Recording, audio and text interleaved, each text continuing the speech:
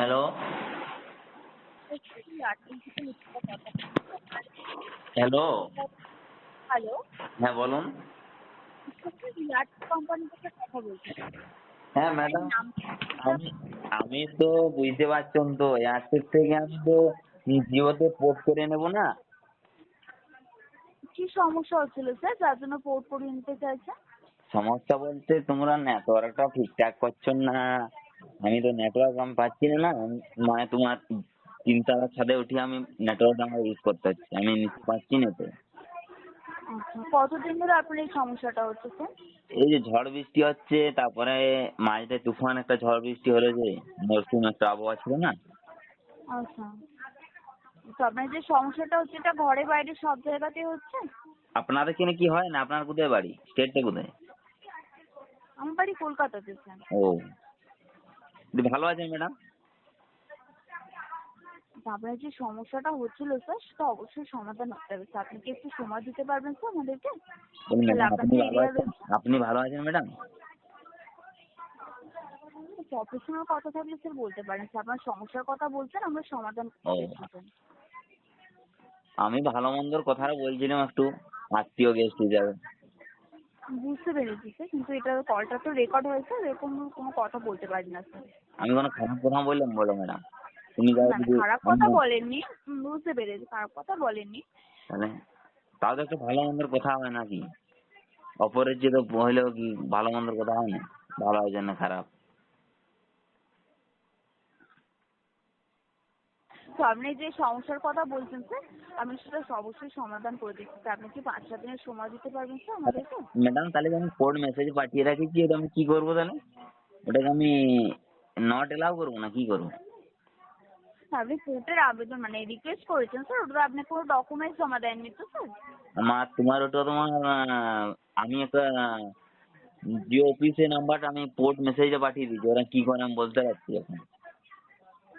তুমি যেহেতু চলেতে চাইছিলেন তো নেটওয়ার্কের সমস্যার জন্য, তো যে হ্যাঁ, সমস্যাটা বললেন স্যার ওটা আমরা সমাধান করে দিচ্ছি। সেটার জন্য আপনাকে শুধু পোর্ট করিয়ে জিওতে যেতে হবে না। জিওতে প্রবলেম হলে তো আপনি 3 মাসের আগে আসতেও পারবেন না স্যার। আমি কি এয়ারটেল এখনো বহন করতে পারবো? হ্যাঁ পারবেন স্যার। আপনি কি আধার কার্ড জমা দিয়ে দিয়েছেন? আধার কার্ডটা তো আমার পার্সোনাল আমার কাছে আছে তো না? না না, বলছি পোর্ট আউটের কারণে কোনো রিটেলারের কাছে জমা দিয়েছেন? হ্যাঁ, এই পোর্ট আউটের কারণে জিওতে যেতে চাইছেন, আমি এসএমএসটা পেয়েছিলাম। এখানে কোনো রিটেলারের কাছে দোকানে গিয়ে আধার কার্ড বা আপনার ইসিসি নাম্বার জমা দিয়েছেন? আমি আধার কার্ড দেওয়া হয়নি, মানে আমার সেই পোর্ট মেসেজটা একটা স্যারকে দেওয়া হয়ে গেছে ভুল করে। আচ্ছা আচ্ছা। তো অসুবিধা নেই স্যার, তাহলে আপনি কোথাও কিছু জমা দেবেন না, তাহলেই হবে স্যার। আপনি এয়ারটেলেই থাকতে পারবেন, কোনো অসুবিধা হবে না। আর এখন রিচার্জ কত আছে ও? 1.5 GB 28 দিনেরটা?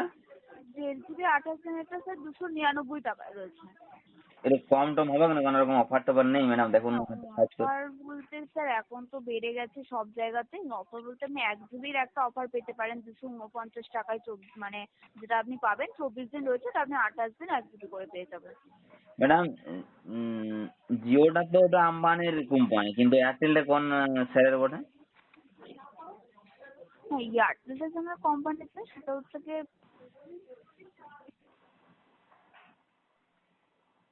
ম্যাডাম, হ্যালো, হ্যাঁ স্যার। এয়ারটেল কোম্পানির স্যারের নাম কি একটু জানতে পারি?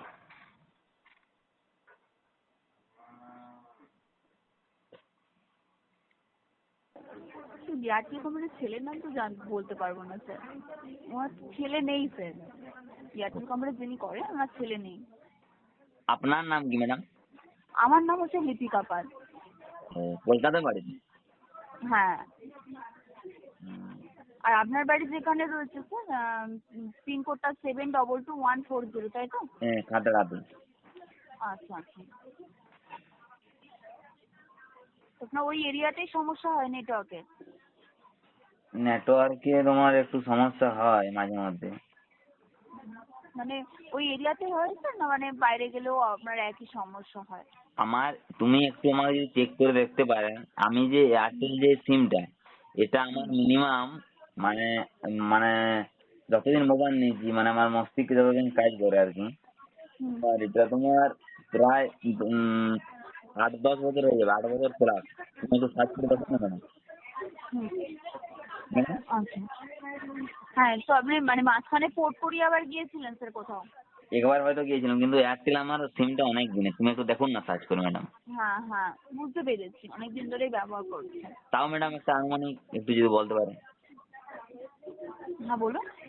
কতদিন পরে তাও সিমটা তুমি যদি আনুমানিক বলতে পারো হ্যাঁ, ম্যাডাম। সিমটা আপনি না সেটা বলতে পারবো না। এখন আপনি পোর্ট করে আসার পরে যেটা রয়েছে, আপনি মে মাসের 22 তারিখে এসেছিলেন স্যার 2024-এ।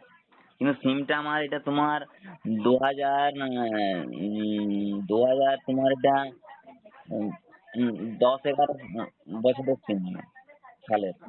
না মানে নাম্বারটা ইউজ করছেন আপনি 2008 সাল থেকে বা 10 হ্যাঁ সাল থেকে ব্যবহার করছেন, তাই তো? হ্যাঁ, আচ্ছা। আমি এয়ারটেলে ছিল, মাঝ থেকে আমার ডিস্টার্ব হয় আর কি। আচ্ছা। তাহলে স্যার এয়ারটেলেই থাকুন স্যার, কারণ রিচার্জ তো আপনি জিওতে গেলেও আপনাকে একই করতে হবে স্যার, তাই না? ওখানেও তো আপনার 299 টাকা রিচার্জ করে তবে আপনি 1.5 জিবি পাবেন। কিন্তু একটা ম্যাডাম সুবিধা আছে জানো, জিওতে যে তোমার মানে আউটগোয়িং যে মানে যোগাযোগ যে ফোনটা ঢুকবে আর কি, রিসিভ হবে, কিন্তু এটাতে হ্যাঁ, এয়ারটেলের নেই না। ইনকামিং কলের কথা বলছেন হ্যাঁ স্যার। হ্যাঁ। ওটা ওটা আপনার আগে ছিল স্যার, মানে ওরা 1 বছরের জন্যও দিয়েছে, কিন্তু এখন রিচার্জটা বেড়ে। এখন এখন এয়ারটেলে 7 দিন দেওয়া হয়, তাই তো? হ্যাঁ, এখন 7 দিন দেয়, জিওতেও 7 দিন দেয় স্যার। কারণ রিচার্জটা বেড়ে যাওয়ার পরে ওরা এই প্রসেসটা বন্ধ করে দিয়ে 7 দিন করে দিয়েছে। ম্যাডাম আমার একটা বুঝতে কথা বলার ছিল, আমি মানে বলুন।